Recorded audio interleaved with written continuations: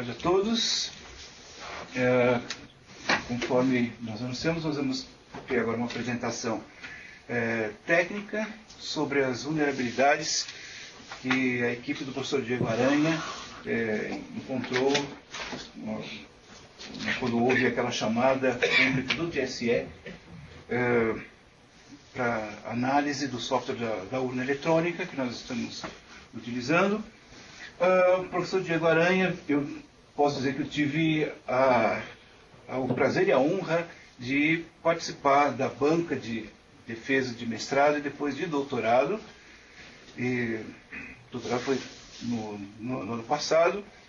Eu vou deixar todo o conteúdo técnico por conta do professor Aranha. Só gostaria de começar com uma analogia para dissipar algumas dúvidas que possam existir sobre exatamente qual que é o impacto do trabalho. É uma coisa muito simples, né? Quem é que nunca teve a experiência de parar no semáforo, notar que a porta do carro vizinho estava aberta, né? A gente avisou, só a porta está aberta.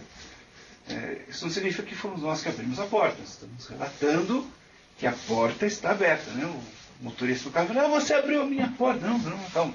Eu estou indicando que a porta está aberta, né? Então, a história, não, ele quebrou a urna. Não, ele não quebrou. Ele apontou alguns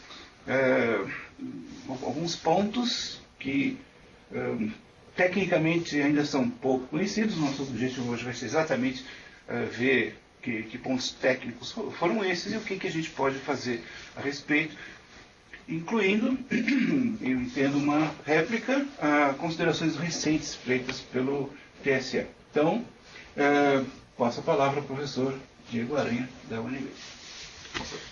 Obrigado, Paulo. Bem, boa tarde. Obrigado pela presença de todos. Como o Paulo disse, eu vou relatar a nossa experiência participando dos testes públicos de segurança, que foram iniciativa do próprio TSE, é a segunda iniciativa dessa natureza.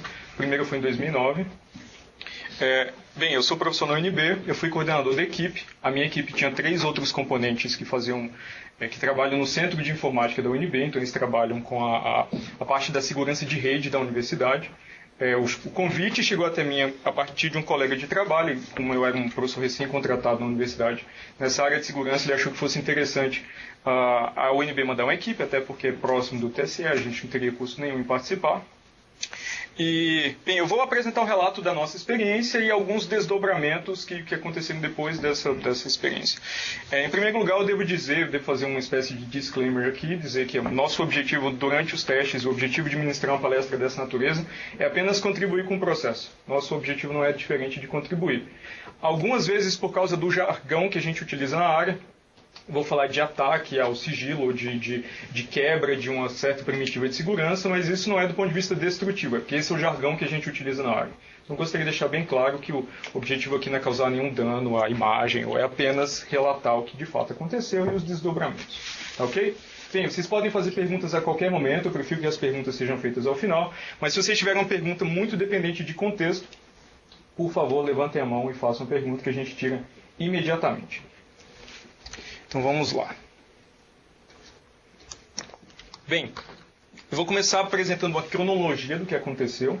Então eu estou relatando coisas que aconteceram em março desse ano. Antes mesmo daquele primeiro item, o TSE lançou no seu site uma convocação de especialistas da indústria e da academia para participar de uma espécie de concurso, uma competição entre equipes para avaliar a segurança da urna eletrônica. Nós nos apresentamos com uma equipe, nossa inscrição foi aprovada, as inscrições tinham que ser aprovadas pelo TSE, e nos dias 6 a 8 de março começou a fase de preparação, que o TSE chamou de fase de preparação, que era um conjunto de 3 dias para, em primeiro lugar, nós assistirmos uma palestra de abertura que detalhava os componentes e as funções desses componentes no sistema eletrônico de votação. E a partir daí nós tínhamos acesso por 2 dias e meio, né, porque a primeira manhã foi completamente ocupada por essa palestra de abertura. Nós tivemos acesso ao código-fonte do software que roda na urna eletrônica, e também ao pessoal técnico do TSE para fazer perguntas. Então a gente podia protocolar perguntas nesses 3 dias para que fossem respondidas pelo pessoal técnico do TSE. O objetivo dessa fase de preparação era permitir às equipes formular suas estratégias de teste ou de ataque do software ou até dos componentes físicos. O teste, o evento, ele se concentrava na urna eletrônica, porque esse é o núcleo do nosso sistema eletrônico de votação, e ele tinha equipes com especialidade tanto na parte de software quanto na parte de hardware. Então ele não se restringia apenas ao software. Como nós somos do Departamento de Ciência da Computação ou do pessoal de redes da universidade, claramente nosso viés é de software, então a gente se concentrou na parte de software. Mas tinha outras equipes focadas na parte de hardware também. Bem, depois de um hiato aí de 12 dias, começou a fase de testes, propriamente dito. Nós não podíamos fazer nenhum teste de fato durante a fase de preparação. Entre esses 12 dias, nós tínhamos que formular planos de teste, o que o TSE chamou de planos de teste, que é a metodologia que as equipes iriam utilizar para tentar atacar ou testar alguma das propriedades de segurança da urna eletrônica. Esses planos de teste também tinham que ser protocolados e aprovados pelo TSE antes de execução, antes que a equipe pudesse executar. E, obviamente, o objetivo dessa fase era validar as hipóteses que nós construímos enquanto participando da fase de preparação. Nós recolhemos informação, formulamos hipóteses e o objetivo era exercitar essas hipóteses com metodologias concretas. Ao final dessa fase de testes, estava prevista uma redação conjunta de relatórios finais por equipe, conjunta entre a equipe e o próprio TSE, contendo o parecer das duas partes a respeito dos resultados. E uma coisa que eu devo falar é que nós elaboramos 2 planos de teste, os 2 foram aprovados pelo TSE. Um visava testar o sigilo do voto, o outro visava testar a integridade dos resultados de uma eleição simulada. Eu vou chegar um pouco mais, quando eu vou falar do edital de abertura vai ficar mais claro exatamente o que é o sigilo e a integridade, por que a gente tinha um teste para cada uma dessas 2 propriedades.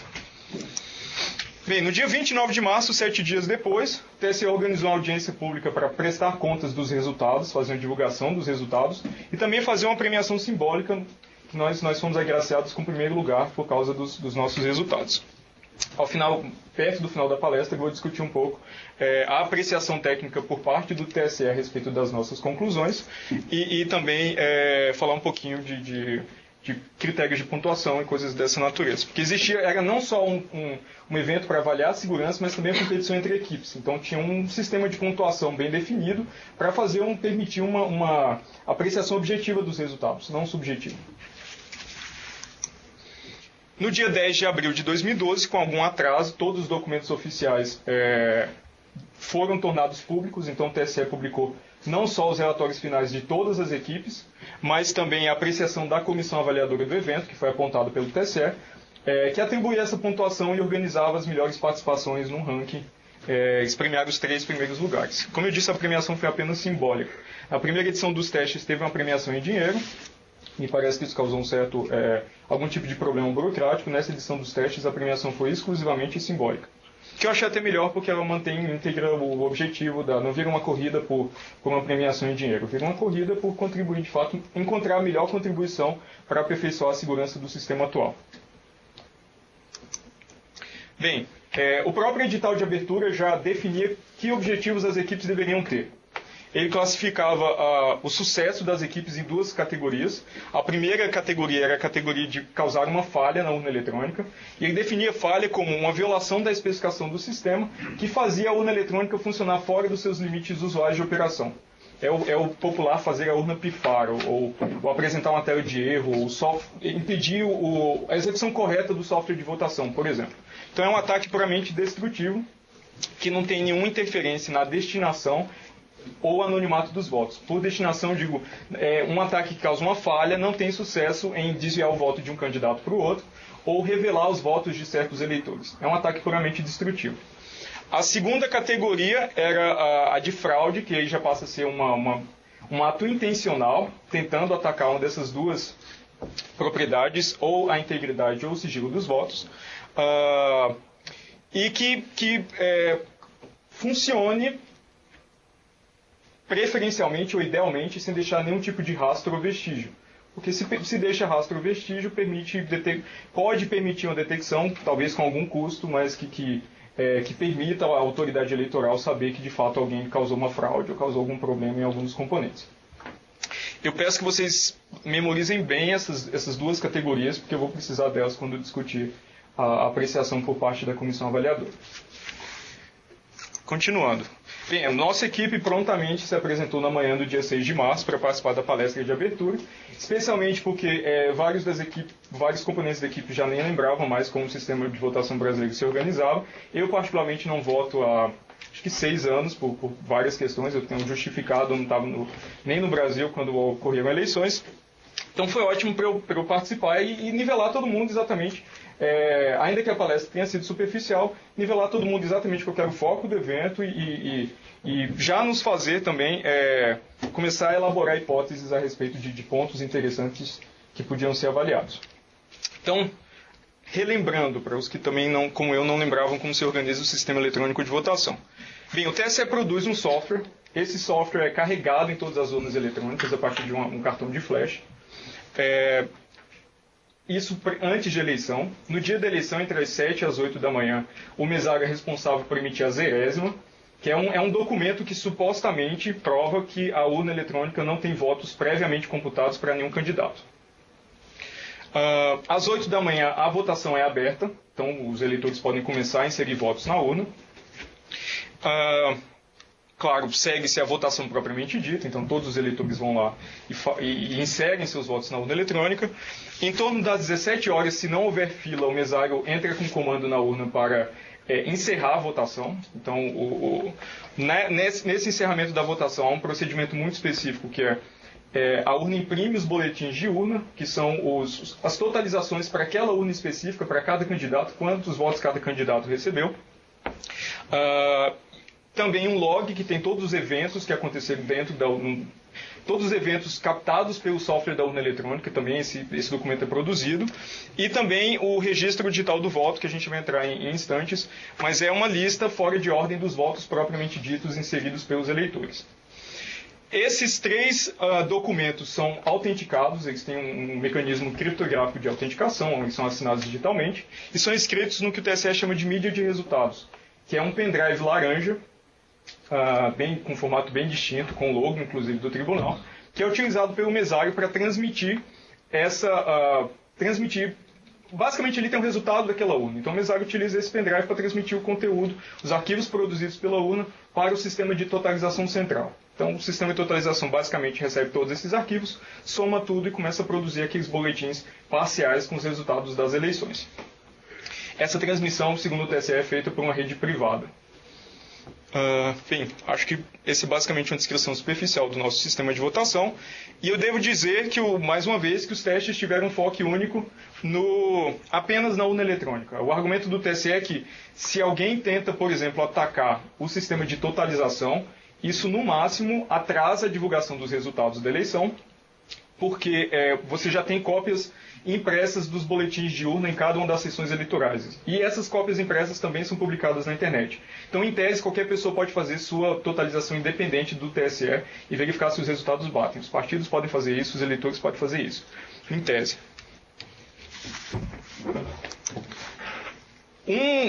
Uma descrição ou um componente específico na palestra de abertura nos chamou a atenção, foi exatamente esse registro digital do voto. A história dele aqui foi um arquivo que é tornado público para os partidos, que veio substituir o voto impresso. Se eu não me engano, nas eleições de 2002, algumas das urnas, eu não sei se todas as urnas, tinham um impressor que imprimia os votos para a conferência do eleitor.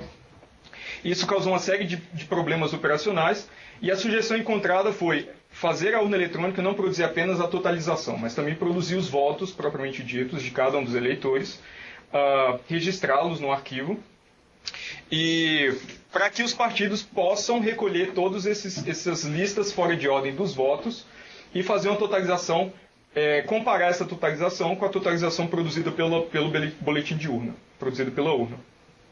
Na verdade, a minha crítica inicial a esse componente é que ele não tem valor prático nenhum, porque tanto o registro digital do voto quanto o boletim de urna saem exatamente do mesmo componente de software. Então, se você consegue corromper esse componente para para alterar ou causar uma fraude na totalização, por exemplo, do boletim de urna, se você alcança esse poder, não é difícil imaginar que também é possível alcançar o poder de também corromper o registro digital do voto. Essas duas informações são redundantes e vêm do mesmo lugar. Então, na minha opinião, esse arquivo especificamente não tem valor prático nenhum. Bem, como eu disse, esse arquivo armazena os votos propriamente ditos fora de ordem. Então, à medida que os votos vão sendo armazenados, eles são armazenados numa ordem pseudo-aleatória. O objetivo disso é tentar capturar uma característica, na verdade, uma restrição legal das urnas de lona. A lei brasileira determina que as urnas de lona têm que ser grandes o suficiente para que os votos não se acumulem em ordem. Porque se se acumulam em ordem, você retira os votos na ordem inversa, você sabe exatamente que eleitor votou em quem. Então, eles projetaram esse registro digital do voto para ele armazenar os votos fora de ordem. Então, uma explicação um pouco mais gráfica de como funciona. Primeiro, é um arquivo de tamanho fixo.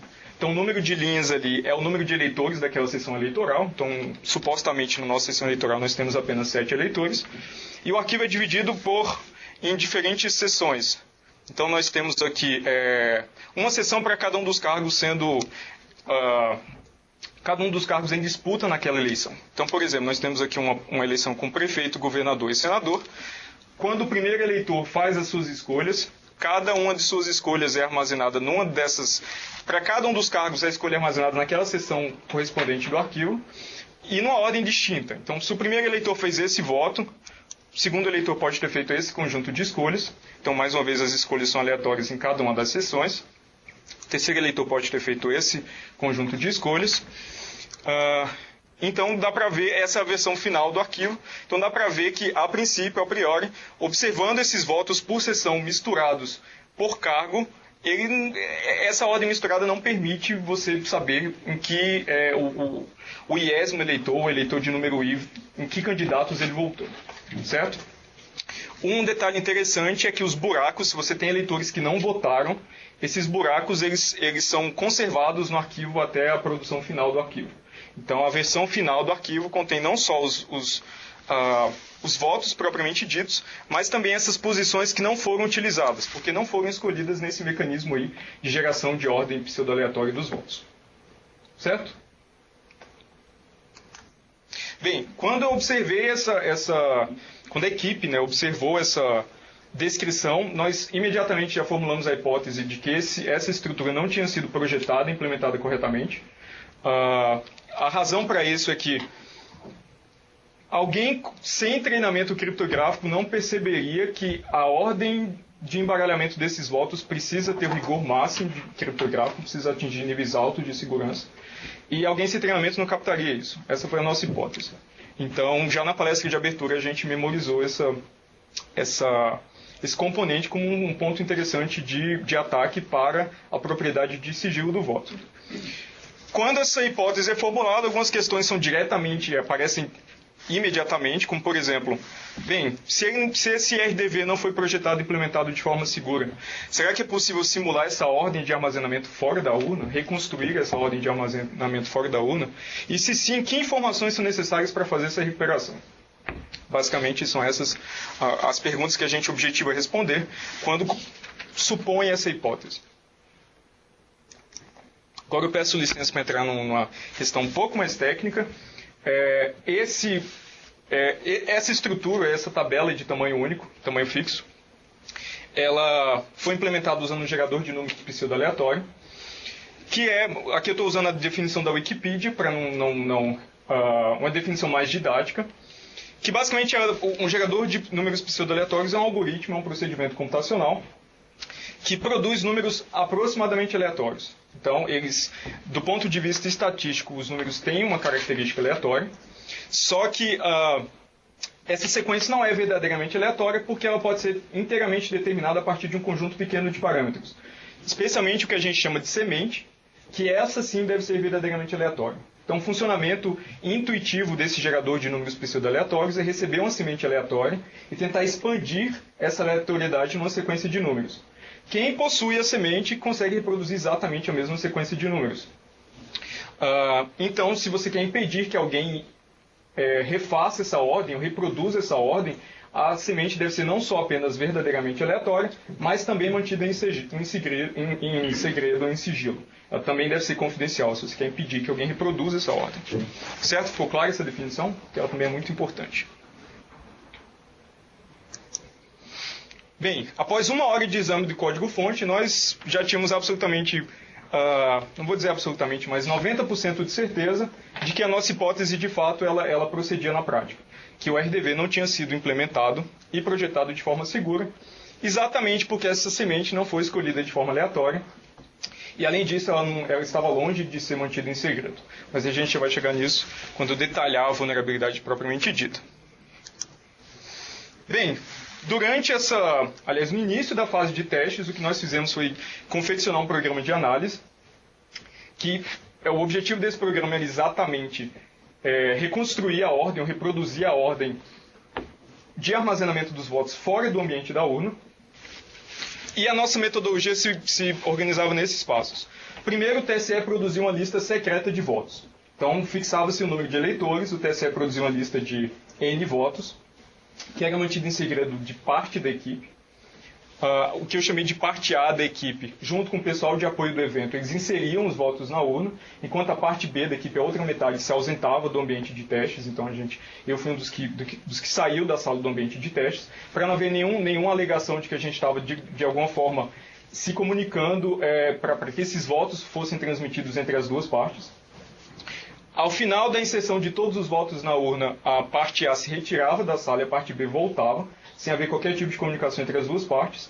E aí, a partir dos produtos públicos de votação, que são exatamente aqueles arquivos que a urna eletrônica produz para totalização, e esses arquivos também são tornados públicos para os partidos, nós executávamos o programa de análise e recuperávamos a lista de votos em ordem. Bem, o nosso programa produziu uma outra lista. Essas duas listas eram comparadas. Se as duas listas tivessem exatamente os mesmos votos em ordem, a gente decretava que o ataque teve sucesso. Então, o critério aí de sucesso é que a similaridade entre essas duas listas. Como eu disse, não havia qualquer tipo de comunicação entre as partes A e B. E o critério de sucesso é essa correspondência entre a lista secreta, pelo menos para parte da equipe, e a lista recuperada pelo programa de análise. Bem, no primeiro dia nós exercitamos essa metodologia com eleições pequenas, com até 21 eleitores, e nós tivemos sucesso absoluto. Até 21 eleitores nós conseguimos recuperar os votos em ordem, ainda discriminando se os votos eram em branco, nulos, se eles fossem nulos, qual foi a escolha específica de cada eleitor, se eram votos em legenda ou não, basicamente todos os dígitos inseridos pelos eleitores durante o seu processo de votação. Diego, você por favor. Só essa parte, né? Você está falando de exame dos produtos públicos. Exato. O ataque, a vulnerabilidade que vocês detectaram, então ela não depende de produtos secretos ou sigilosos? Não. Quando eu estiver falando mais uma vez da premiação e da pontuação, eu vou entrar nessa questão novamente. Mas ela depende apenas de produtos públicos e conhecimento superficial do código-fonte do software da urna eletrônica. Por favor. Você consegue recuperar a ordem dos votos? Dos votos. Mas teria como saber quem votou, a ordem das pessoas que votaram? Nós, já me antecipando, nós não conseguimos recuperar essa informação a partir dos produtos públicos gerados pela urna. Mas essa lista pode ser obtida de outras formas. Por exemplo, alguém pode monitorar a ordem em que as pessoas estão votando para depois recuperar recuperar os votos em ordem e fazer essa correspondência perfeita entre quem votou e quem. Mas nós não conseguimos recuperar a lista em ordem dos eleitores, apenas a lista em ordem dos votos. O que eu acho importante mencionar é que em várias comunicações oficiais, inclusive na palestra de abertura, o TSE alardeava essa funcionalidade de armazenar os votos fora de ordem como um mecanismo que protege o sigilo do voto. Então, nós atacamos o mecanismo que protegia, nós testamos, avaliamos a segurança de um mecanismo que protegia o sigilo do voto segundo o próprio tribunal.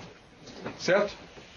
Bem, no segundo dia, o TSE nos propôs repetir a metodologia com um conjunto de dados suficientemente maior.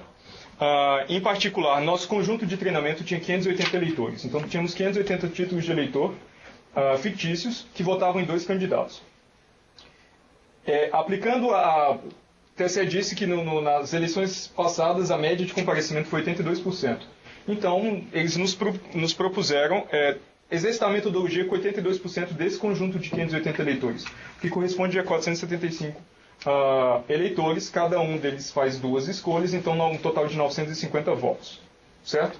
Bem, no segundo dia, depois de passar 2 horas e meia inserindo toda essa massa de dados na nossa urna eletrônica, nós executamos o programa de análise, produzimos uma suposta lista dos votos em ordem, que em primeiro lugar foi comparada com a lista do TSE apenas por amostragem, então um voto tinha 24 páginas, com talvez, não sei, uma porção de votos por página. Então eles verificaram um voto por página se a lista de fato estava correta. Na apuração por amostragem, todos os votos estavam corretos, essa preliminar, e depois sucederam a passar mais 2 horas cantando esses votos em voz alta para comparar se as 2 listas de fato estavam corretas. O que gerou até uma certa comoção, porque tinham 9 equipes trabalhando na mesma sala e de repente uma equipe para o que estava fazendo para verificar 2 listas de votos em ordem. Então era alguma coisa do tipo, eleitor número 75, voto 91, legenda, correto. Então nas próximas 2 horas a gente fez basicamente isso. E aí houve sucesso absoluto, a gente recuperou todos os votos em ordem, com exceção de um único dígito que eu só consigo acreditar que foi um erro de digitação, porque passar 2 horas e meia digitando candidatos e votos, uma gama de votos enorme, causaria pelo menos um erro de digitação. Tanto que a escolha era 92005 e o nosso programa retornou 95005, alguma coisa dessa natureza. Continuando. Bem, por que isso foi possível? Que eu imagino que seja a pergunta que todo mundo esteja se fazendo. Em primeiro lugar, o que nós verificamos quando visitamos o código-fonte da urna eletrônica, é importante também falar que esse código-fonte era exibido numa sala diferente da sala de testes, tinha todo um procedimento de segurança para visitar esse código-fonte, e a gente não podia entrar dentro da sala do código-fonte com nenhum dispositivo que permitisse reprodução do que estava lá dentro. Talvez com exceção do cérebro, mas tirando o cérebro a gente não podia entrar com mais nada. Então não podia tomar notas, não podia entrar com nenhum dispositivo elétrico, eletrônico, nada. Apenas o que a gente tem biologicamente, digamos assim. Então, o que a gente verificou em primeiro lugar foi o gerador de números pseudo-aleatórios escolhido era extremamente fraco do ponto de vista estatístico. Ele tinha um período curto, tem uma série de características estatísticas que não o indicam para uma tarefa crítica como essa. Basicamente, era o gerador que está presente em todas as bibliotecas padrão da linguagem C, que na própria documentação já há um alerta para que esse gerador não seja utilizado para fins criptográficos. Bem, então, em primeiro lugar, a gente sabia que tinha um ataque estatístico, um ataque probabilístico, com uma certa probabilidade de acerto, atacando esse viés, essas propriedades indesejáveis do ponto de vista estatístico desse gerador.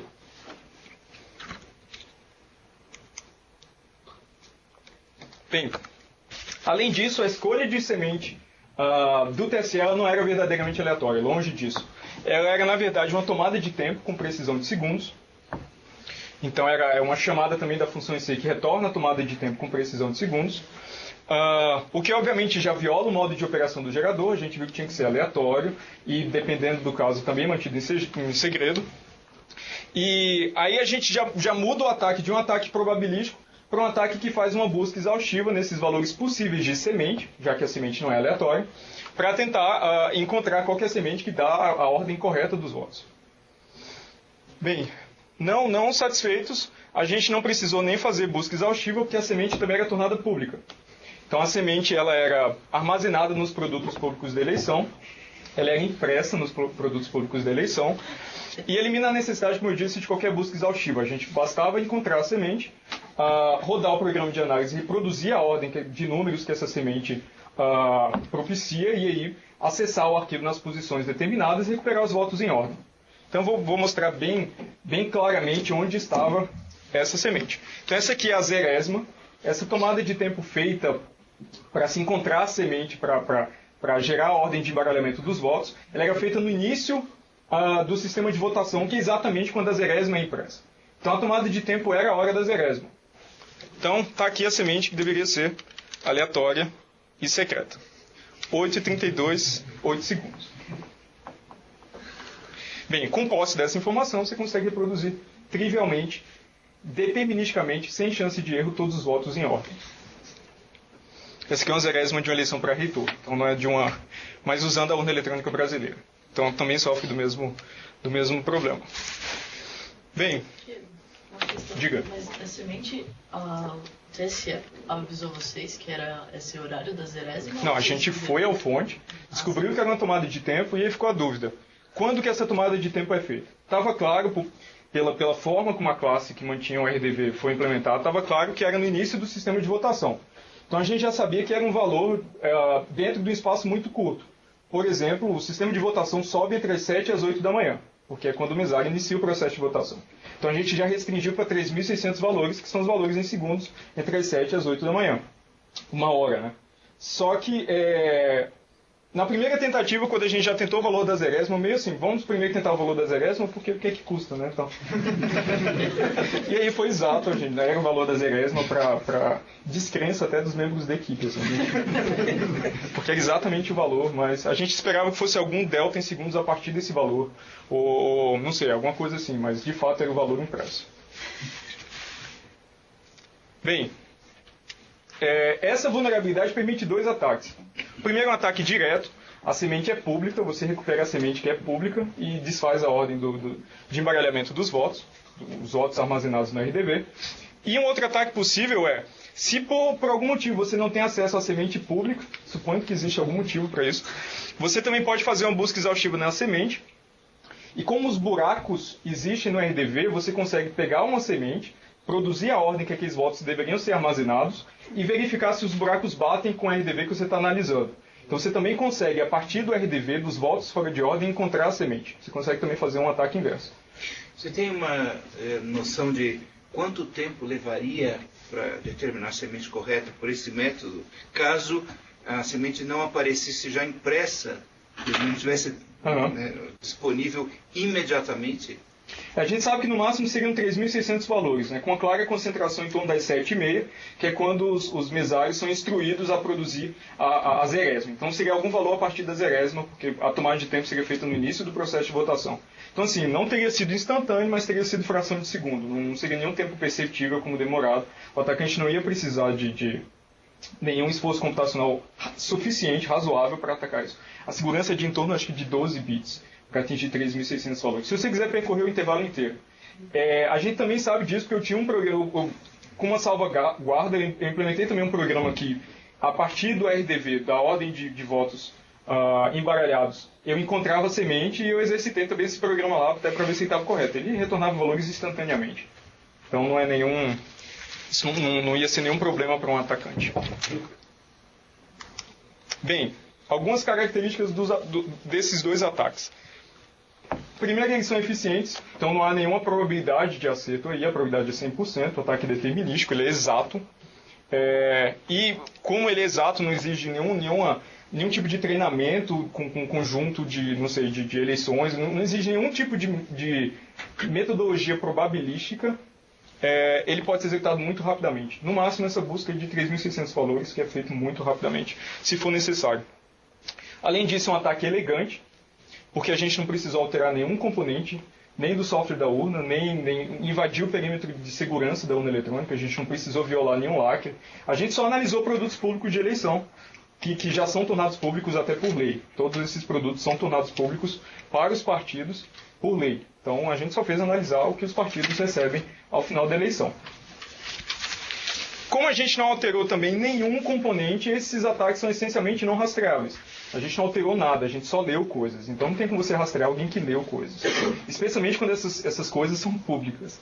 Então não há nenhum tipo de possibilidade de rastreamento a partir para essa metodologia de avaliação. Bem, alguns resultados. Como eu mostrei, é possível recuperar os votos em ordem a partir da semente pública. Se necessário, é possível recuperar a semente a partir dos votos fora de ordem, que é também informação pública. E aí fica demonstrado que a gente derrotou o único mecanismo da urna para proteger o sigilo do voto, que era definido pelo TSE como um mecanismo de proteção do sigilo do voto. Com essa metodologia, ele fica claramente derrotado. Posteriormente, depois do fim do evento, no dia seguinte, na verdade, ao dia 23 de março, a gente encontrou a informação que a gente não tinha feito essa análise até por uma questão de tempo. A gente só teve 3 dias durante a fase de testes, que foram ocupados com exercitar essa metodologia com eleições com eleitores, o número de eleitores cada vez maior, e produzir o relatório final, que tinha ali um equilíbrio delicado de pareceres entre as duas partes. Mas no dia seguinte, a gente descobriu que o log da urna eletrônica também registra o horário em que cada voto é computado.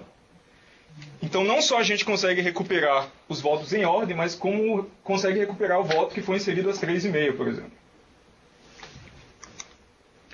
Bem, o próprio evento já definia esse componente de participação da equipe, que caso alguma vulnerabilidade fosse encontrada, a equipe tinha um papel, tinha um dever de sugerir correções. Obviamente, a gente estava lá para contribuir com o processo, então nós também fizemos correções. O que é curioso é que todas as nossas correções utilizam dispositivos ou componentes que já estão presentes na urna eletrônica e não estavam sendo utilizados para projetar ou para implementar aquele RDV de forma segura. Então, algumas dessas correções. Primeiro, usar um gerador de números verdadeiramente aleatórios em hardware. Metade das urnas eletrônicas, eu acho que em torno de metade, tem um gerador de números aleatórios em hardware que não estava sendo utilizado para isso. Eu não sei para que função esse gerador é utilizado. Outros 2 compromissos de engenharia, digamos assim, não são soluções absolutas para o problema, mas incrementam significativamente a situação, a segurança da solução. É usar um gerador nativo do Linux, que pode ser acessado por esse arquivo aqui, o /dev/random, e ele tem qualidade criptográfica, pelo menos ele é projetado para ter qualidade criptográfica. O problema é que esse arquivo ele tem uma metodologia de acesso bloqueante, então ele só produz bits aleatórios se de fato ele tem bits aleatórios, e isso é um problema para a urna eletrônica porque ela tem um regime de execução muito determinista. Então ela inicializa numa hora específica, roda sempre os mesmos programas, não existe entrada suficiente por parte do usuário, que é o eleitor, para ele coletar a informação aleatória. Então pode ser que não seja viável na prática, porque esse gerador ele coleta eventos do sistema operacional, comprime esses eventos e tenta oferecer como entropia para dados aleatórios. Só que como os eventos são muito determinísticos, talvez isso não dê entropia suficiente para a utilização na prática. Então era necessário um teste um pouco mais profundo para saber se de fato esse gerador podia ser utilizado na prática. A terceira solução foi usar o gerador não bloqueante, que produz bits ainda que eles não sejam aleatórios. Ele produz o melhor que ele tiver lá. E por isso ele não alcança a qualidade criptográfica, mas nós acreditamos que ele ainda é claramente superior à situação anterior, pelo menos no seu ponto de vista estatístico. Ele tem um período maior, ele é projetado com técnicas mais recentes, digamos assim, do que um gerador que era... Inclusive, existe um alerta para nunca usar para fins criptográficos. Então essas foram as 3 correções, todas utilizando ou o sistema operacional Linux, que é utilizado nas urnas eletrônicas brasileiras, ou o gerador aleatório, verdadeiramente aleatório, que algumas das urnas possuem. Bem, agora consequências, né? Esse foi um teste efetuado com eleições simuladas, mas cabe descrever quais são as consequências para uma situação um pouco mais real, um cenário real. Então a gente pode supor um atacante que ele é capaz de comprar votos, ou exercer pressão política nos eleitores, monitorar o comportamento desses eleitores, pelo menos ali durante os dias de eleição. E aí, essa vulnerabilidade permite 3 modalidades do que a gente chamou voto de cabresto digital, que remete àquele voto de cabresto antigo, quando o coronel seguia o eleitor e verificava que escolha de fato ele fazia ao votar. Bem, a primeira delas é colocar todos os eleitores coagidos ou comprados no início da fila de votação, porque aí você nem precisa saber em que hora ou em que ordem eles votaram, eles estão todos lá no início. Se você comprou N votos, os primeiros N votos recuperados em ordem tem que ser a seu favor, senão um daqueles eleitores votou fora do combinado e alguma pressão pode ser exercida sobre ele. Uma outra modalidade é usar um eleitor para fazer um voto marcado, então ele vota 0 em tudo, por exemplo, para ali delimitar quando começam os eleitores comprados, então a partir desse voto marcado. Quando você recupera em ordem, você encontra esse voto marcado e verifica que todos aqueles N eleitores subsequentes devem votar em seu favor. E a terceira modalidade é instruir os eleitores coagidos a votar em horas ou posições pré-determinadas. Então, por exemplo, dizer para eles, votem às 3, você vota às 3h30, para tentar depois recuperar a partir do log e da lista de votos em ordem, exatamente qual foi o voto desses eleitores. Ou em posições pré-determinadas. Então, assuma um atacante que ele tem alguma sofisticação matemática, e ele quer que os eleitores comprados fiquem em posições primas da fila de votação. Então imagine esse caso, ele tem obsessão com números primos. Então podia ser o caso também, ele recuperaria só as posições primas da lista de votos em ordem e verificaria se de fato esses eleitores votaram em seu favor ou não. E uma outra modalidade é o que a gente chamou de quebra de sigilo direcionado, que de posse do local e horário de votação, da sessão eleitoral, da zona eleitoral e da hora, você recupera aquele voto específico. O objetivo desse ataque é tentar revelar o voto de uma pessoa influente. Então a gente chamou carinhosamente de recuperação do voto da Sandy, porque tudo que a Sandy fala tem uma repercussão enorme. Então talvez seja interessante recuperar o voto de uma pessoa influente como a Sandy. Vocês podem pensar também em empresários, políticos, o próprio presidente. Então esse ataque é direcionado a uma pessoa influente para fazer algum tipo de represália ou colocá-lo em posição constrangedora. O que é importante é que a vulnerabilidade permite fazer essa recuperação exata, sem chance de erro. O atacante, no caso, ele tem uma certeza matemática que, de fato, o eleitor fez aquela escolha, sendo a favor dele ou não. Bem, de início, o TSE se manifestou de forma extremamente positiva a nossa metodologia. Durante as fases finais do evento, foi dito pelo pessoal do TSE que a nossa contribuição era extremamente positiva, que eles aprenderam muito com os testes apresentados. Na audiência pública, eles até sugeriram que nós prestássemos concurso para trabalhar no TSE. E foi dito também que, com certeza, eles iriam consultar a academia de novo nos próximos 2 anos, porque a gente tinha dado uma contribuição bem contundente para o incremento da segurança da urna eletrônica.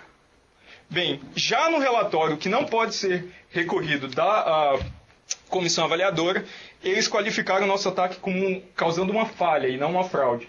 Lembrando que falha é colocar a urna num modo de operação fora dos seus limites. Corromper o estado de execução da urna eletrônica. A gente não precisou fazer isso em nenhum momento, a gente não queria fazer isso em nenhum momento, porque a gente queria que a eleição chegasse até o fim, para que todos aqueles arquivos fossem íntegros, eles fossem corretos para a gente poder fazer a recuperação em ordem. Então não faz nenhum sentido qualificar nosso trabalho, nosso resultado como causando uma fraude, não uma fraude. Uma falha e não uma fraude, perdão. Além do que, no próprio título do nosso plano de testes, a gente já usava o termo tentativa de quebra ou violação do sigilo do voto. Então, obviamente, não era uma tentativa de causar nenhum problema físico, nenhum problema lógico no software da urna eletrônica. Além disso, nossa pontuação foi especialmente penalizada, porque, segundo o TSE, nós precisávamos de acesso físico à urna, mas é claro que a gente tinha que votar lá durante o ambiente de testes. A gente não tinha um conjunto de eleições, de resultados de eleição para tentar executar algum tipo de avaliação. A gente tinha que votar. Então, claramente, a gente precisava de acesso à urna. Também a mídia de resultados. Bem, a gente não tinha, a única forma da gente recuperar aqueles arquivos públicos dentro do ambiente de testes era ler o conteúdo da mídia de resultados, porque tudo que a gente estava simulando era escrito dentro daquele pendrive. Então, a única forma da gente acessar os produtos que se tornam públicos posteriormente dentro do ambiente de testes é acessar a mídia de resultados. E, por último lugar, para você tirar a mídia, você precisa romper um LAC. É exatamente o que o mesário faz no final de toda eleição, ele rompe um LAC, tira a mídia de resultados e transmite conteúdo para o sistema totalizador central do TSE. Lá a gente também tinha que romper o LAC para tirar a mídia, porque eu não consigo ler a mídia enquanto ela está plugada na porta USB da urna eletrônica. Então tinha que romper o LAC. Para fins de pontuação, nós somos penalizados por esses 3 itens, que chamaram de pontos de intervenção. E além disso, por nós termos visualizado o código-fonte da urna, que foi exatamente oferecido por eles. Então nós também fomos penalizados por ter visualizado o código-fonte na urna. Bem, nossa pontuação final foi 0.0313, numa escala que vai de 0 a 400. A minha tese mais recente é como 313 é um número primo e palíndromo. Eles acharam que a gente ia ficar satisfeito com essa nota, né, porque é um número bem escolhido. Mas obviamente esse não é o caso, porque o que essa nota concretiza ou resume é uma versão diferente do ataque que a gente apresentou, da metodologia que a gente apresentou. Então, eu acho que essa nota, especialmente, não é compatível com a própria apreciação inicial do TSE, apresentada aqui em cima. Mas vamos em frente. Diego, Diga. Só para tornar bem claro, esse relatório que é irrecorrível está equivocado? Na minha opinião, sim. Na minha opinião, sim. Ele primeiro coloca pontos de intervenção que não são necessários na prática, eram necessários lá por falta de escolha, e nos penaliza por causa disso. A parte que eu acho mais preocupante, para ser sincero, é qualificar o nosso ataque com uma falha ao invés de uma fraude, porque é claramente uma tentativa simula uma tentativa de fraude, né, a nossa metodologia, e não é uma falha. Uma preocupação que eu tenho particularmente é que, como professor, eu não sei como eu posso reprovar algum aluno, porque eu fui sumariamente reprovado nesse teste aqui, eu tirei 0.0313 de 400. Então, eu não sei como fazer agora com os meus alunos que têm baixo desempenho. Mas vamos em frente. Bem,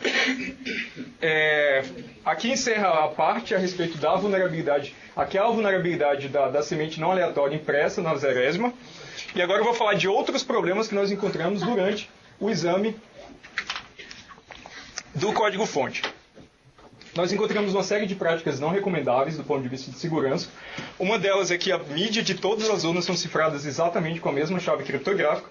Isso implica que o vazamento dessa chave uma única vez abre simultaneamente todas as mídias para inspeção ou possível adulteração por parte do atacante. Eu não vou afirmar que a adulteração é possível, mas conhecer a chave permite decifrar, permite no mínimo inspeção ou que o atacante tente fazer a adulteração do software que está lá contido. Além disso, as chaves criptográficas eram declaradas no código-fonte. Isso quer dizer que toda a equipe de desenvolvimento conhece as chaves criptográficas. Essas chaves não são restritas a um setor específico da equipe de desenvolvimento. Essas chaves estavam disponíveis para exame por parte dos investigadores. Então, mesmo 24 pessoas que participaram dos testes podiam observar essas chaves criptográficas. Uma outra questão é que, se as chaves criptográficas estavam declaradas no código-fonte, elas estão presentes nos binários também. Então, binários, programas que rodam na urna eletrônica, claramente eles têm a chave criptográfica em algum ponto ali, que ela foi compilada junto com o código. Então, ela está ali. Em memória global, ela está lá. É uma constante. Além disso, além de utilizar a mesma chave criptográfica em todas as urnas, também era utilizado o mesmo vetor de inicialização em todas as urnas, no modo de operação CBC. A especificação desse modo de operação fala que a cada operação de cifração você deve usar um novo vetor de inicialização aleatório. Então, a cifra de bloco, o componente, a técnica criptográfica que cifra as mídias estava sendo claramente utilizada fora dos limites de operação, com a mesma chave para todas as urnas e o mesmo vetor de inicialização. Em alguns casos, a chave e o vetor de inicialização era a mesma string de bits. Além disso, a urna eletrônica, no início, em sua inicialização, ela testa a integridade de vários componentes de software. Então, tem 3 chamadas de função, uma delas é para 3 ou 4, uma delas testa os programas, outra testa os dados de candidatos, as fotos dos candidatos e os títulos de eleitor, e a outra testava as bibliotecas dinâmicas. Na versão do código que nós vimos, a linha que orientava a urna, a etapa de inicialização para verificar a integridade das bibliotecas dinâmicas estava comitado, aquela linha estava desativada. Eu não sei diferenciar se esse comentário fazia parte do repositório oficial do código ou naquela versão específica que eu estava vendo no código, mas o fato é que ele estava comentado. É inclusive uma das informações que a gente ia tentar utilizar se a gente tivesse tido tempo para executar aquele plano de testes que visava violar a integridade de uma votação, tentar adulterar o código de uma biblioteca dinâmica, já que a integridade dela supostamente não estava sendo verificada. Além disso, a utilização de algoritmos obsoletos. Então, a função para essa verificação de integridade é utilizada a função de resumo SHA-1, que é desaconselhada desde 2005 pelo próprio proponente do padrão, governo americano, ele já desaconselhou desde 2005, porque, do ponto de vista teórico, ela é uma primitiva que não oferece mais a segurança que se espera dela, exatamente nesse contexto, que é a resistência a colisões. Além disso, as primitivas criptográficas elas não eram todas implementadas numa pequena biblioteca que era de fácil auditoria, digamos assim, em que os programadores pudessem testar e verificar apenas aquele pequeno conjunto de software. Existiam implementações repetidas dessas primitivas em toda a base de código. Então, todo programa, todo pedaço do código que, por exemplo, fazia uma assinatura RSA, tinha lá a sua própria implementação do RSA, tinha lá a sua própria implementação do SHA-1. Ao invés de concentrar todas essas funções em um pequeno componente de software que é mais fácil de ser exercitado e ser testado, que é um problema de engenharia. Além disso, me parece que as máquinas que foram trazidas para exibir o código-fonte eram do pessoal de desenvolvimento. porque nós encontramos nas máquinas informações de usuário, senha e os servidores dentro da rede do TSE que armazenam o código-fonte oficial da urna. Então, em tese, se nós conseguíssemos acesso à rede interna do TSE, talvez fosse possível até fazer alterações, ou um atacante que obtém essas informações e tem acesso à rede do TSE, consegue até fazer alterações no código em nome de outra pessoa, porque tem todas as informações possíveis. E, em último lugar, a nossa, aí é mais uma vez relacionada à nossa vulnerabilidade, é que claramente a ausência completa de ferramentas de análise estática de código. Então, hoje em dia, uma das formas de você verificar que o seu código não possui vulnerabilidades claras é rodar uma ferramenta de análise estática que faz simplesmente um batimento de padrão. Tem um banco de dados de padrões não recomendáveis, de construções não recomendáveis de código, e verifica se o seu software tem algum daquelas, seu código-fonte tem algum daqueles padrões.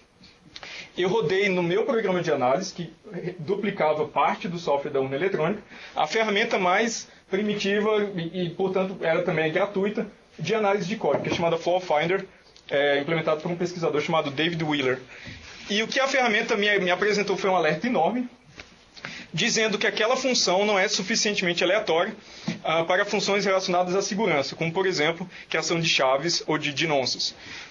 Use uma técnica mais segura para obter valores aleatórios. Então, se eles tivessem rodado a ferramenta mais primitiva de análise de código, eles saberiam que o gerador pseudo-aleatório escolhido não satisfazia requisitos mínimos de segurança.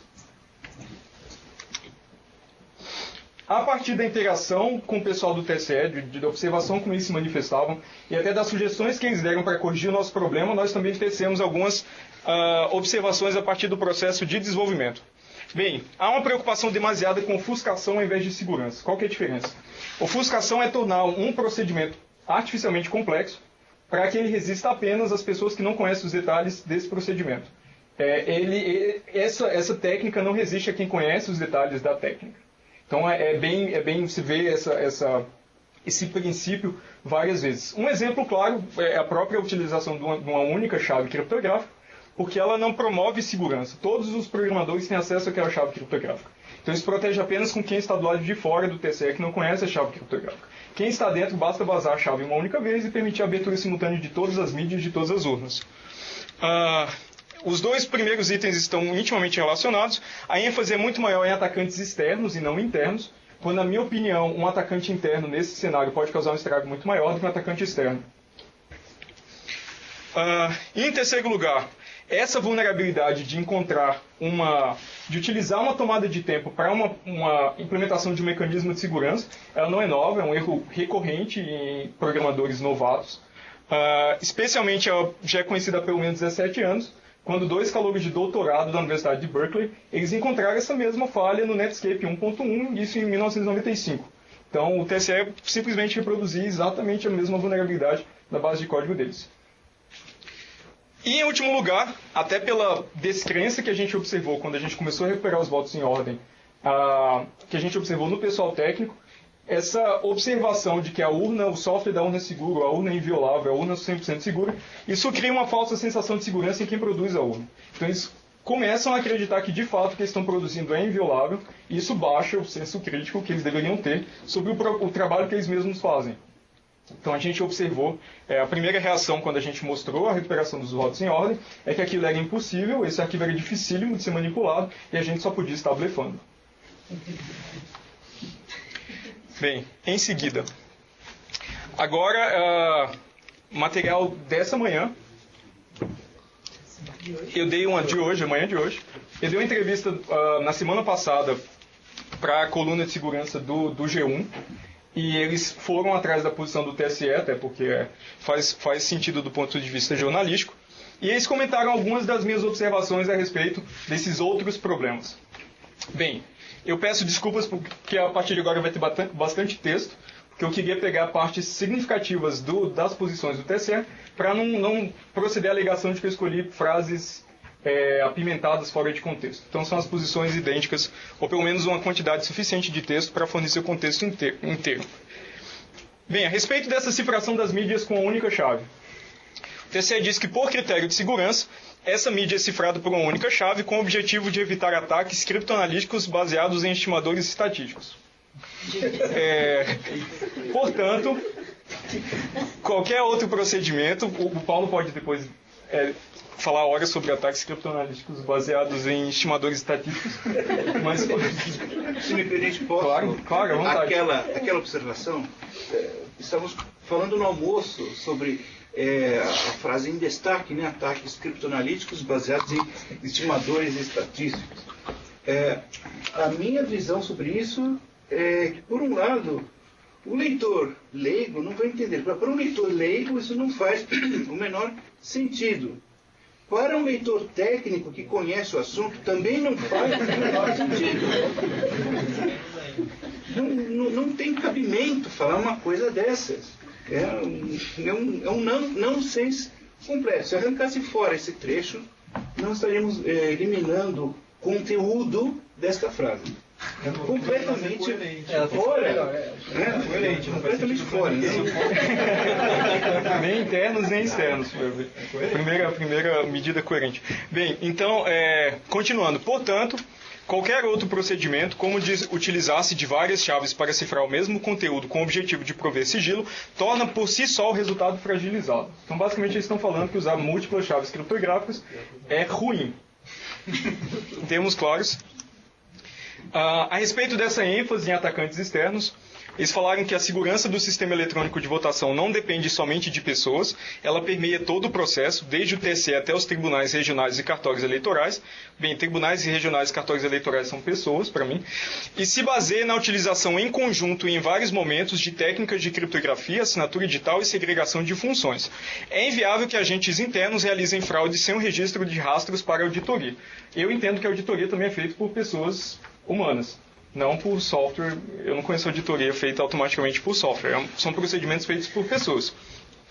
Então, a minha apreciação técnica a respeito dessas posições oficiais do TSE é a seguinte. Bem, de fato, existem alguns ataques quando você cifra o mesmo texto fixo com uma multidão enorme de chaves criptográficas, ou com chaves criptográficas que são intimamente relacionadas. Eu até fui atrás de saber qual era o estado da arte nesses ataques para saber se de fato a afirmação deles procedia em algum sentido hipotético. Mas esses ataques atualmente, o melhor ataque que utiliza essas características ainda é de interesse exclusivamente acadêmico. Então precisa de uma quantidade inimaginável do mesmo texto, cifrado com quantidade inimaginável de chaves. Precisa de um custo gigantesco de armazenamento, então é um daqueles ataques que equilibram o custo computacional com o armazenamento. Então esses ataques são puramente de interesse acadêmico. Inclusive, depois de uma série de ataques publicados em relação no AES, utilizando esse tipo de modelo, houve até um fórum em uma das conferências para saber se esses ataques deviam ser considerados ou não. Porque nem está claro que de fato esses ataques fazem sentido do ponto de vista de uma aplicação real. É claro que o vazamento dessa chave única compartilhada tem um impacto muito mais devastador do que fazer um ataque estatístico com bilhões de textos claros, um texto claro cifrado com bilhões de chaves diferentes. É claro que simplesmente vazar uma chave tem um impacto muito mais devastador. Além disso, se eles alegaram que cifrar o mesmo texto claro com chaves distintas podia trazer algum problema estatístico. Mas o modo de operação que eles utilizaram para cifrar as mídias, ele recebe um vetor de inicialização, que deveria ser aleatório, e que randomiza o texto claro. Então, cada vez que você cifra, ele torna o texto claro diferente. Então, eles já tinham a própria forma de tornar de mitigar esse problema do texto fixo cifrado com chaves diferentes. Basta utilizar o modo de operação que eles escolheram corretamente. Lembra que eu falei que eles usavam o mesmo vetor de inicialização para todas as urnas, tornando essencialmente o texto claro fixo para todas as urnas. As 500 mil urnas. Então eu acho que esse argumento apenas reforça aquela ênfase em atacantes externos. Eles estão muito mais preocupados com ataque estatístico de alguém que coleciona cartões de memória por décadas e décadas a fio para recolher quantidade suficiente de material para fazer um ataque estatístico, ao invés de considerar um atacante interno que precisa vazar aquela string de bits uma única vez. Então eu escolhi uma tirinha do XKCD que apresenta essa questão bem explicitamente. Então temos aqui do lado o sonho da literatura criptográfica é o seguinte: alguém intercepta um laptop cifrado e o atacante fala o seguinte: vamos construir um supercomputador com $1 milhão para quebrar a criptografia desse laptop. O outro fala: caramba, nós não vamos conseguir fazer isso. Eles usaram um RSA com uma chave de um tamanho enorme de 4.096 bits.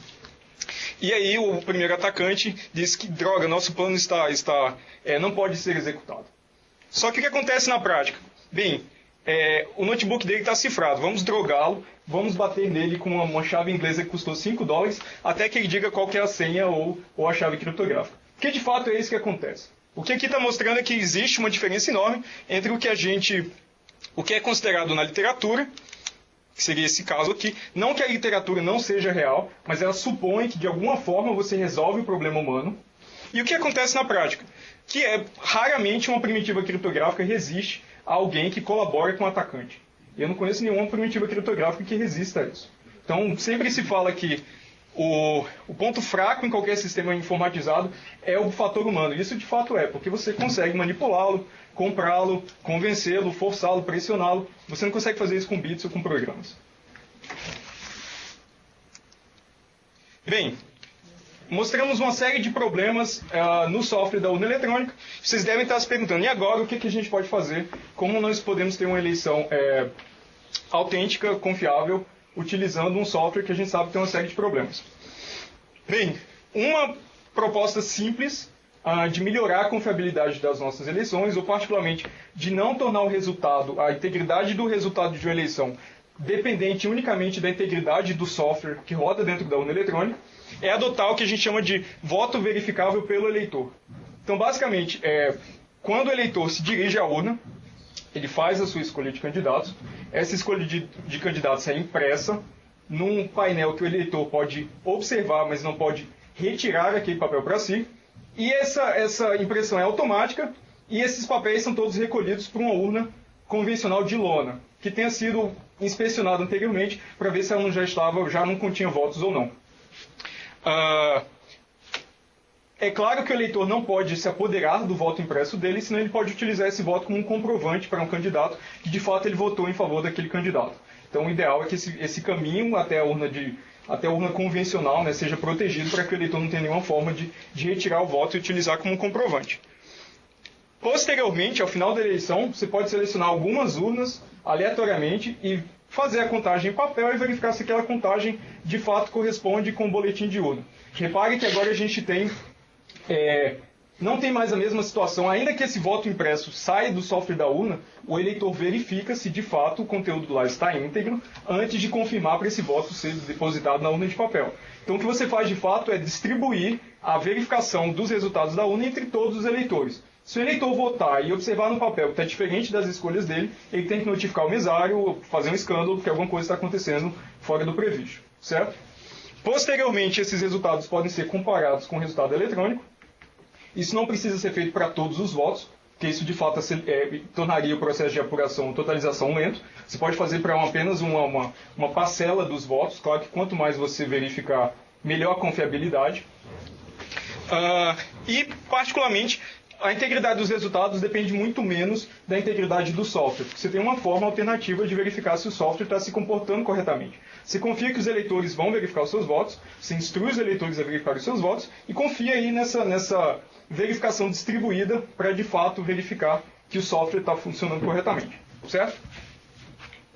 Essa é a proposta que era utilizada em 2002, voltaria a ser utilizada em 2014, mas o STF houve uma ação de inconstitucionalidade para barrar essa questão do voto impresso, que retornaria em 2014, e a razão para isso foi um parecer de que o voto impresso violaria o sigilo do voto. Mas fica claro que se isso for feito de forma correta, não viola o sigilo do voto, até porque o eleitor não consegue retirar o comprovante para provar para alguém em quem ele votou. E a solução atual, que é o RDV, também não protege o sigilo do voto.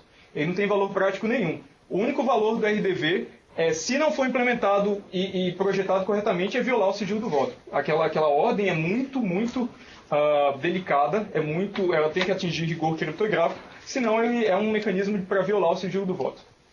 Então eu particularmente acho que essa solução é muito melhor que introduzir uma solução técnica que não tem valor prático nenhum. A respeito do voto impresso, disse o TSE.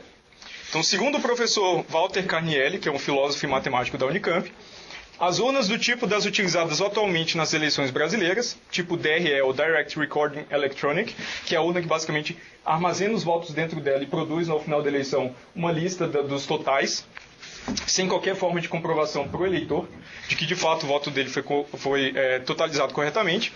Bem, a alegação é que essas urnas seriam passíveis de perfeita privacidade, embora com menor verificabilidade. Então cabe um parênteses. Essas urnas, realmente, elas têm perfeita privacidade, porque nenhum eleitor sabe se de fato o voto dele foi computado corretamente.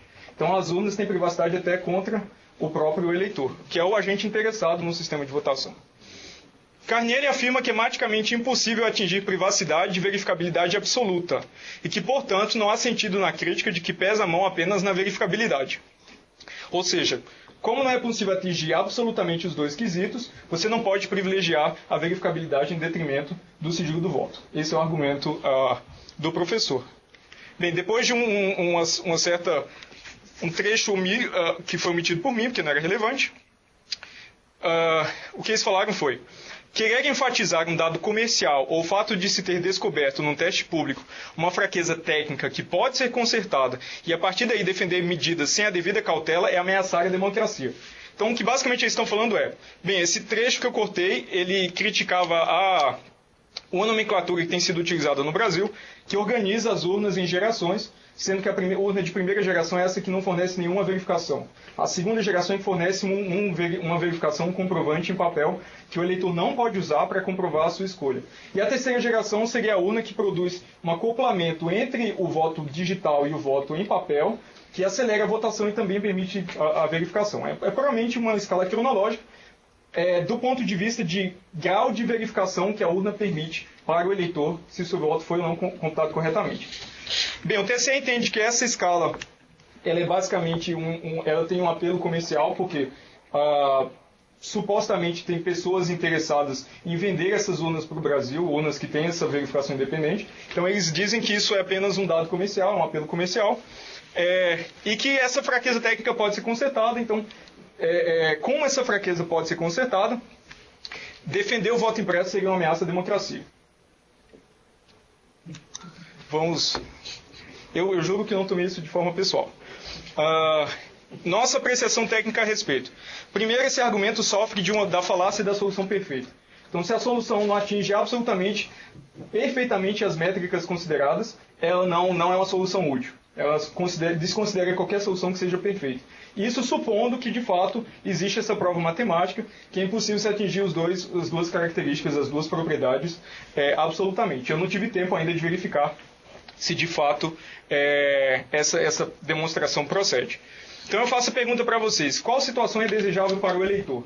A situação atual, onde a urna tem 100% de privacidade contra o eleitor e 0% de verificabilidade, o eleitor de fato não pode verificar se o voto dele foi computado corretamente, ou uma solução que compromete um pouco de privacidade para aumentar substancialmente a verificação. Por exemplo, hipoteticamente oferecendo 95% de privacidade, esses 5% seriam eleitores lá que não procederem corretamente e não sei, tirar uma foto do voto impresso, alguma coisa dessa natureza, mas ainda assim permitindo 95% de verificação. Os 5% seriam eleitores que não se preocuparam em verificar, então abriram a possibilidade de talvez um percentual dos votos de fato ter sido adulterado. Então, qual dessas duas situações é desejável para o eleitor? É mais para exemplificar como o argumento é uma falácia de solução perfeita, porque claramente essa solução é superior a essa solução. Qualquer engenheiro chegaria à mesma conclusão. Bem, além disso, essa solução do voto impresso diminui a pressão sobre a integridade do software de votação. Então, como o resultado das eleições não depende unicamente da integridade do software, ele não passa a ser o único ponto de ataque. Você cria novos pontos de ataque, aumentando o custo de ataque por parte a ser executado por um atacante.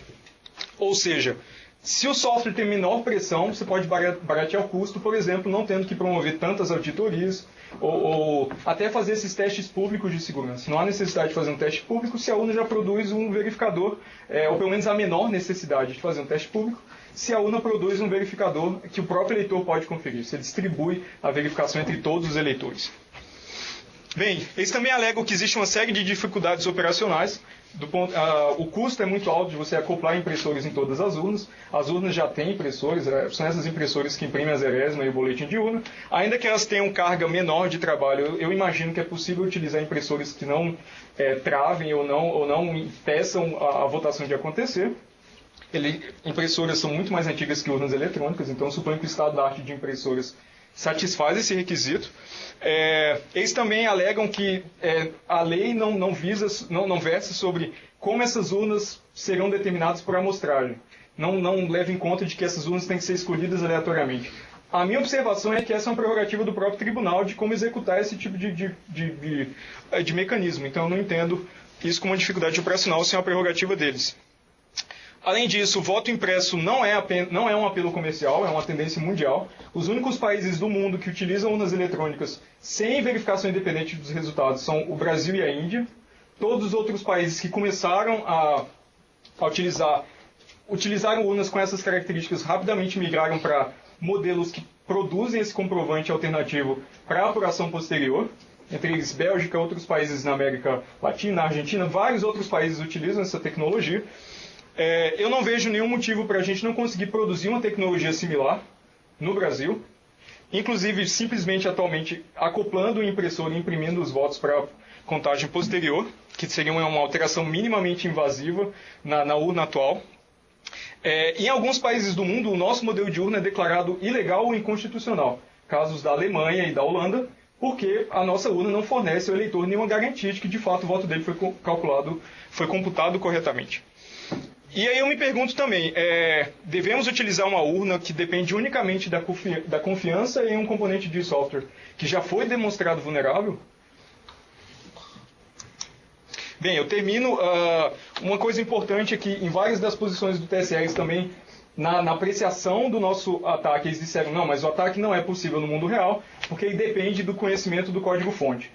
Bem, há quase 130 anos, a área de segurança da informação já considera que a segurança de um mecanismo não pode depender unicamente do sigilo dos detalhes daquele mecanismo. Então você tem que supor que o atacante, o fraudador, ele conhece todos os detalhes do sistema, e essa é a única forma de você, de fato, projetar um mecanismo de segurança. A segurança deve se resumir à chave criptográfica.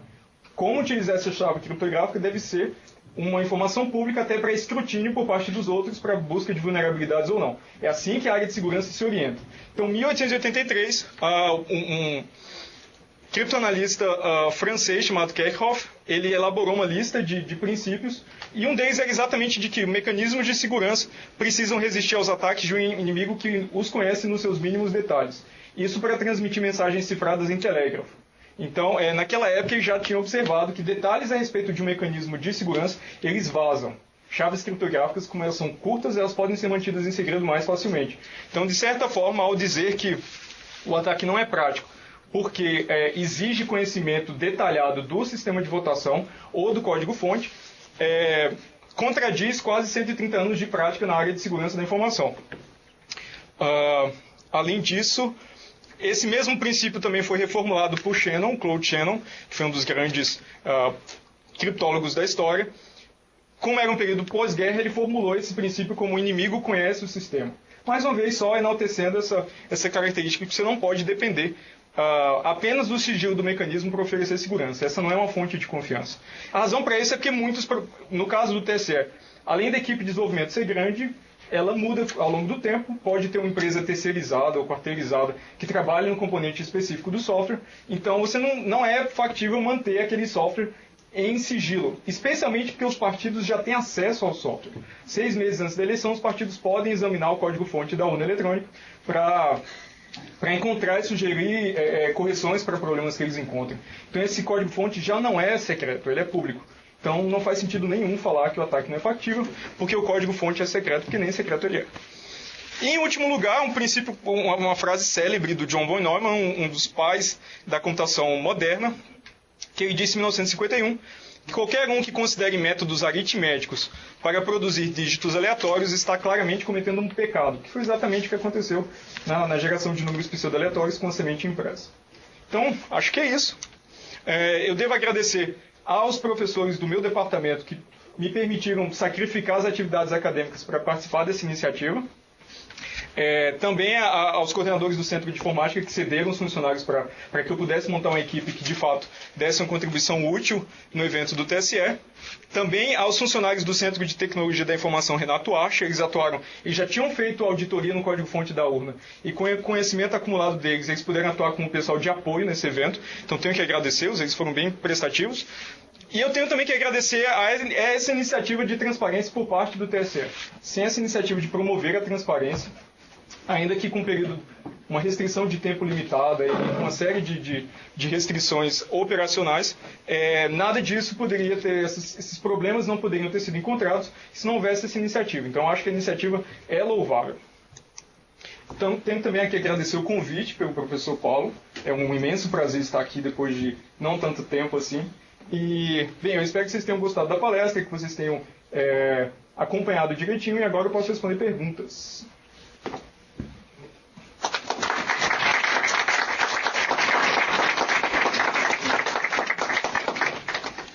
Alguma pergunta? Eu tenho uma. Você teve acesso ao que as outras pessoas as outras equipes estavam testando? Ótima pergunta. Bem, todas as equipes estavam na mesma sala. Então, tinha uma equipe... a gente já sabe, quando começou a fase de testes, a gente já sabia mais ou menos o que a gente ia fazer, né? Já tinha aquela hipótese bem fortalecida. E a gente estava preparado para só começar, de fato, a exercitar a metodologia no segundo dia. Na esperança de, não sei, de observar como as coisas estavam no primeiro dia, e na esperança de ter órgãos de imprensa no segundo dia, para a gente poder publicar a nossa realização. Só que tinha uma equipe atrás da gente, imediatamente atrás, que começou a gerar números aleatórios na tela. Então todo mundo entrou em modo, vamos proceder com nossa metodologia agora, porque a gente não quer ser também um segundo lugar, é uma competição entre equipes. Então eu sei que tinha uma outra equipe, que foi, eu acho que foi premiada em terceiro lugar, mas eu posso estar errado, que estava exatamente na trilha da mesma vulnerabilidade. Eles só não chegaram até o fim, mas tinha outra equipe. Eles tiraram 0,00... o segundo lugar ficou 0,02, o terceiro lugar ficou 0,01. Então, foi acirrado, foi bem acirrado. De fato, o TSE se manifestou dizendo que a única contribuição sólida ou contundente para aprimorar a segurança do sistema foi a fornecida pela nossa equipe. Mas a nossa pontuação também não é claramente superior às outras equipes. É uma progressão linear, estritamente linear, de números. E a gente só teve uma pontuação maior porque na apreciação do TSE, as nossas duas soluções foram acatadas, enquanto nas outras equipes, que também causaram falhas, a pontuação é basicamente a mesma, nem todas as soluções deles foram adotadas pela equipe de desenvolvimento. Então a gente teve essa pontuação maior apenas porque a gente deu mais soluções úteis. Então a questão da pontuação foi bem infeliz. Mas eu sei também que tinha uma outra equipe tentando congelar a memória RAM da urna para tentar recuperar os dados posteriormente. Até saiu a foto desse pessoal congelando a memória. Então, de início, junto com a chamada explicando o nosso resultado. Então, em alguns sites ficou parecendo que a gente tinha recuperado os votos porque a gente congelou a memória RAM e fez um dump da memória RAM do lado da urna, que seria perfeitamente factível num ambiente simulado, mas não na eleição, né? Você paga a eleição, peraí, vamos congelar a memória RAM da urna e aí tira isso. A gente queria evitar, quando a gente formulou e executou nosso ataque, a gente queria evitar qualquer ataque que deixasse rastro ou que fosse muito, como é que eu posso dizer? Muito visível, né? Que mostrasse claramente que alguém estava operando fora dos procedimentos padrão. Então a gente ficou sempre preocupado em usar uma metodologia que não desse às vistas o que a gente de fato estava fazendo.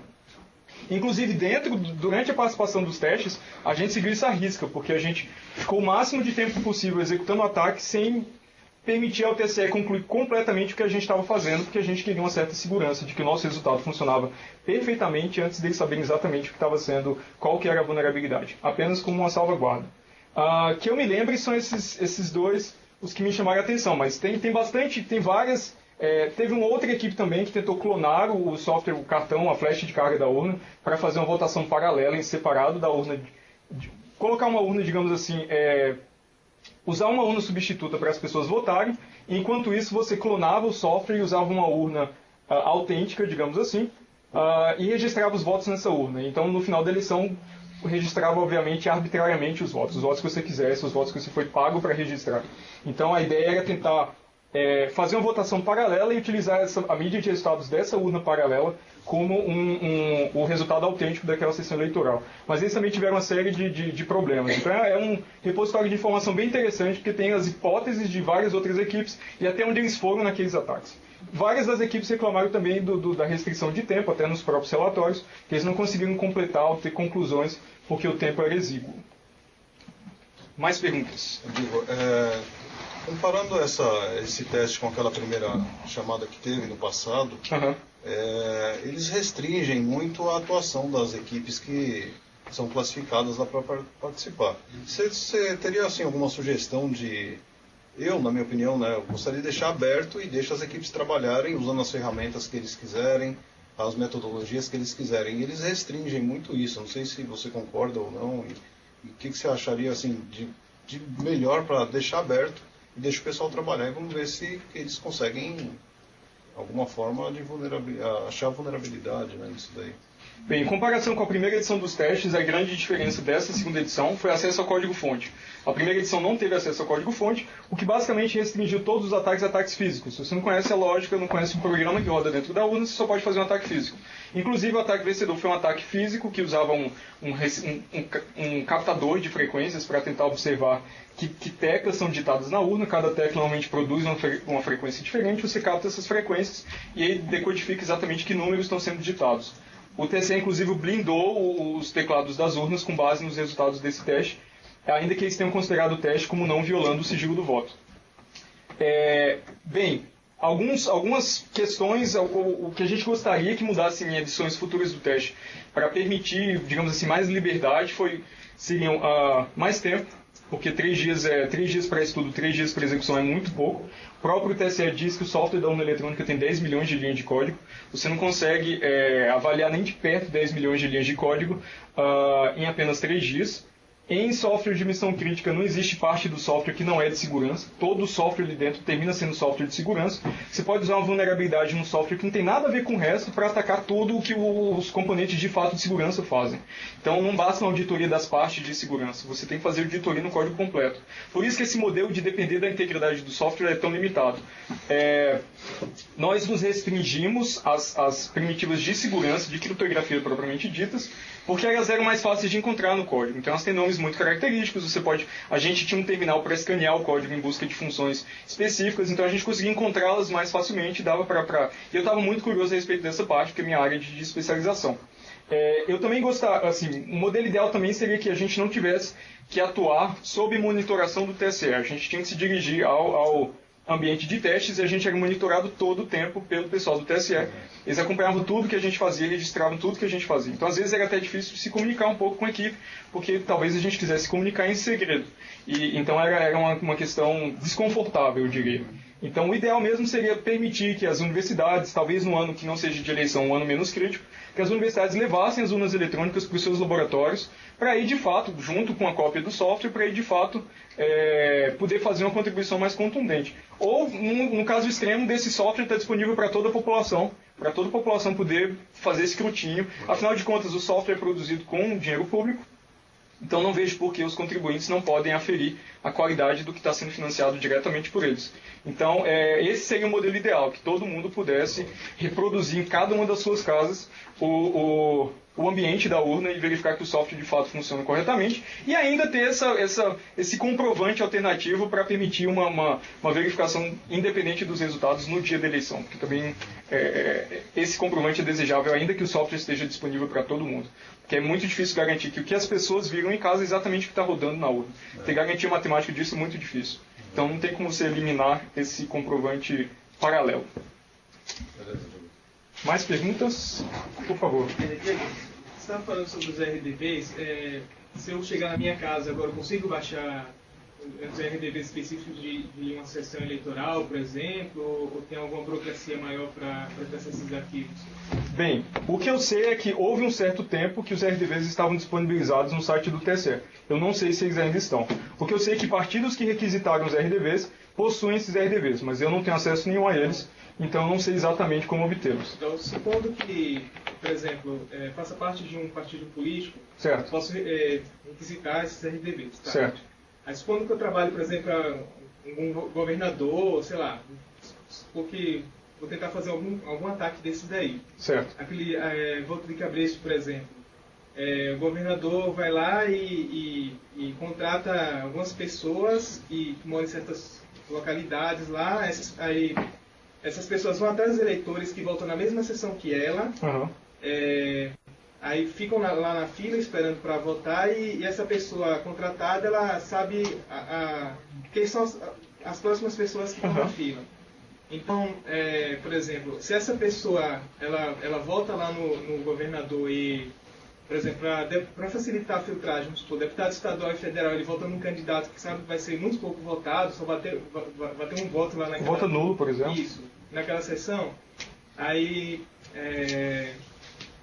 eu depois, sabendo o valor da zerésima, ou então como é um valor...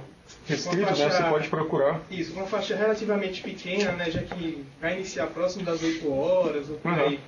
Então, eu conseguiria descobrir qual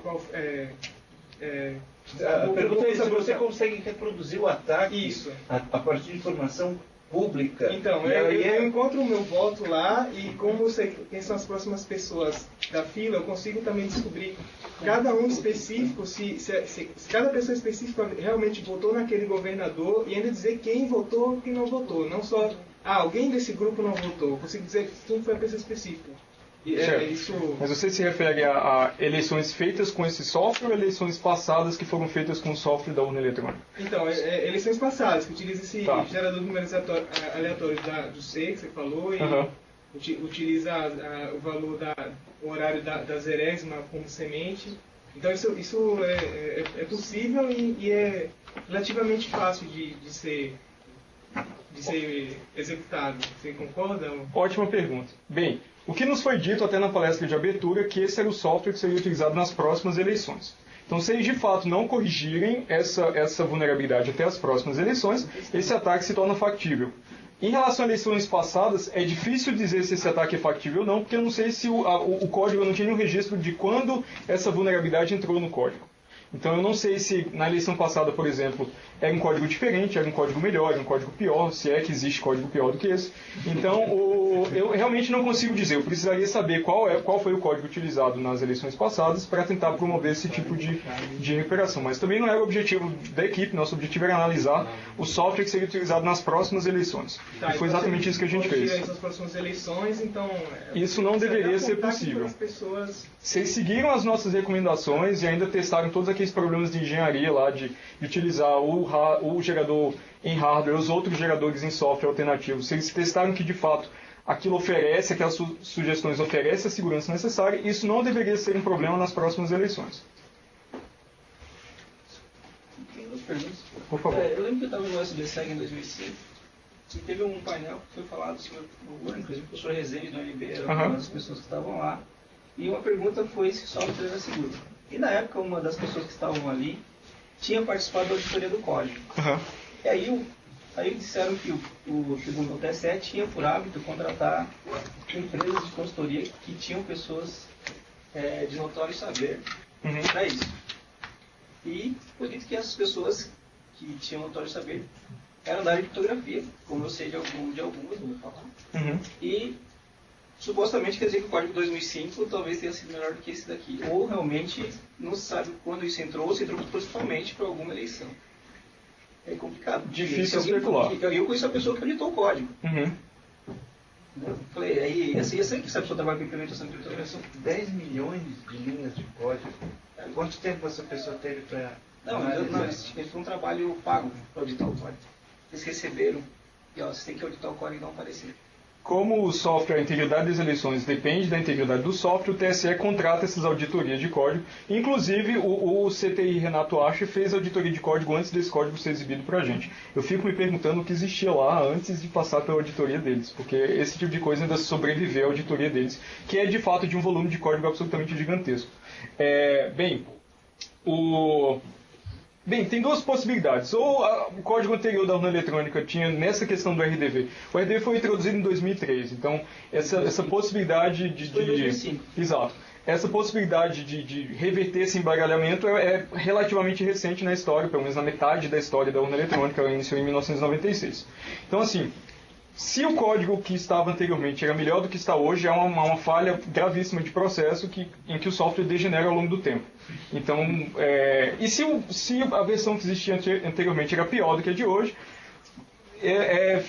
torna-se indescritível, né? Porque essa já é uma versão bem amadora dessa implementação. Então, se existe uma versão ainda pior, as coisas são ainda mais preocupantes. Então, eu gosto de acreditar que as versões anteriores tinham razoavelmente a mesma qualidade, mas eram variantes dessa, usando talvez algum esquema de ofuscação só para diferenciar de uma eleição para outra. É a tese que eu gosto de acreditar, mas eu não consigo especular em relação a nenhuma já que os códigos direção. são livres, talvez podemos, através de algum partido, recuperar esses anteriores, né? Talvez. Se os partidos ainda têm esses dados públicos, talvez. Você tem interesse em guardar isso, né? Bom, tu comentou que você desenvolveram uns produtos de ferramentas para fazer o ataque. Você pode explorar essas ferramentas? É público ou TSE? Bem, a gente ainda está eu devo dizer que a gente ainda está tentando negociar com o TSE para divulgar o código-fonte do programa de análise. Não é um código-fonte extenso, o programa tem menos de 100 linhas de código. E boa parte dessas linhas é só para tornar a impressão bonitinha, né, fácil de ser interpretado. Então, o ataque especificamente, reproduzir a rotina que existia dentro da urna eletrônica, que fazia esse embaralhamento de forma frágil, tem apenas em torno de 10 linhas de código. Então, nós ainda estamos tentando negociar isso. Mas é preocupante. A nossa iniciativa de negociar não é causar nenhum tipo de instabilidade, é só nos compartilhar, nivelar as informações para todas as partes interessadas, porque a equipe particularmente teme por alguém fazer uma besteira, alguém começar a tentar recuperar coisas de eleições antigas e tentar usar isso de forma maliciosa e, de repente, a responsabilidade cair sobre a equipe, porque nós, de fato, conseguimos fazer isso em ambiente controlado. Então, a gente queria apenas para dizer, olha, tudo que a gente sabe a respeito dessa recuperação de votos está aqui. Mas essa é uma negociação delicada, então ainda está em processo. Você assinar contratos que você não pode divulgar isso. Uma coisa interessante que você falou não sei se foi exatamente você em outra pergunta, mas eu vou comentar de qualquer forma. Os partidos podem visitar o código-fonte, mas eles têm que assinar um acordo de não divulgação antes de entrar na sala do código-fonte. Ou seja, eles podem entrar na sala do código-fonte, estudar o código-fonte, mas saindo da sala eles não podem falar a respeito mediante multa ou ação judicial, alguma coisa dessa natureza. Nós, como participantes da equipe, não tivemos que assinar esse acordo de não divulgação. Então é por isso que hoje eu posso falar a respeito disso com vocês. Se não existisse um acordo de não divulgação, eu estava proibido judicialmente de falar qualquer coisa que a gente viu lá dentro. Então, assim, muito se fala que o software não é seguro, mas de fato nenhuma equipe foi capaz anteriormente de visualizar o código-fonte da urna sem assinar acordos de não divulgação. Então não sei se outras equipes chegaram exatamente à mesma conclusão que a gente, que o software tinha uma série de problemas e simplesmente não puderam falar a respeito. Desde equipes de auditoria quanto equipes de partidos políticos. O fato é que nós fomos a primeira equipe que pudemos observar e falar a respeito do código sem qualquer tipo de restrição legal. Então é por isso que eu posso falar de detalhes. E até pela organização do evento, toda essa informação se tornou pública posteriormente. Então é por isso que eu posso fornecer detalhes técnicos do que a gente fez. Ainda que o código-fonte seja uma questão mais delicada. Mais perguntas? Se alguém invadir teu computador e roubar esse código e publicar na internet. Bem, a única... Um programa de 10 linhas. Ninguém vai querer. Essa é uma pergunta bem interessante. Com base nessas informações, A gente já sabe como não é uma coisa assim do outro mundo, a gente imaginar como que ficaria. Pode usar mais linhas, Mas ainda assim a gente gostaria de divulgar para não ter nenhum tipo não ter nenhum tipo de culpa caso alguma coisa não esperada aconteça. A única versão que a gente tinha do código-fonte a gente levava para dentro do TSE cifrado, porque o TSE fazia uma cópia de tudo que entrava no ambiente de testes. Então, a gente levava um live CD de Linux com o código-fonte cifrado lá dentro. A gente extraía o código-fonte, compilava e apagava o código-fonte imediatamente, porque a gente tinha medo que esse código-fonte de alguma forma vazasse lá de dentro. Então, a gente sempre utilizava lá a versão binária do programa. E acho que desde 5 dias atrás o TSE permite às equipes voltar lá e recuperar essa mídia. Então, nossa mídia ficou lá com o código-fonte e a gente vai voltar lá para pegar a única cópia do código-fonte que existe, que está junto com o TSE, ainda que esteja cifrado e o TSE tem a chave de decifração. mas a única versão fora a representação abstrata do procedimento que existe na minha cabeça, que é um pouco mais difícil de se eliminar. Mas tenho pesadelos recorrentes. Mas ainda assim, é a única versão mesmo concreta do código-fonte está em posse do TSE, até que a gente retire, porque até fazer parte do edital, tá tudo bem estabelecido nessa direção. No fundo, existe um edital que não é nada transparente o processo.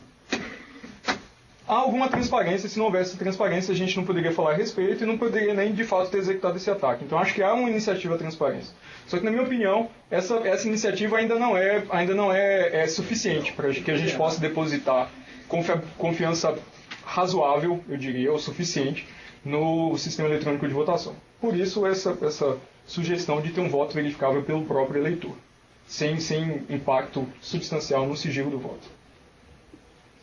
Perguntas? Mais uma vez.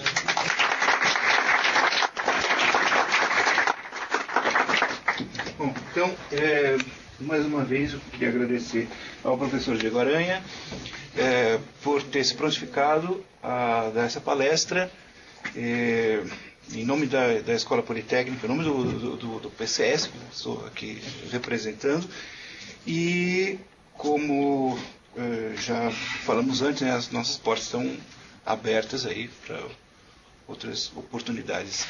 E eu agradeço muito o convite novamente, agradeço a oportunidade, porque eu acho importante até educar. Claro que aqui o público é mais especialista, mas é sempre importante educar a respeito da visão que a área tem, a visão de segurança, como os especialistas acham que a eleição deveria ser organizada. E obrigado a todos pela participação. Muito obrigado. Boa tarde.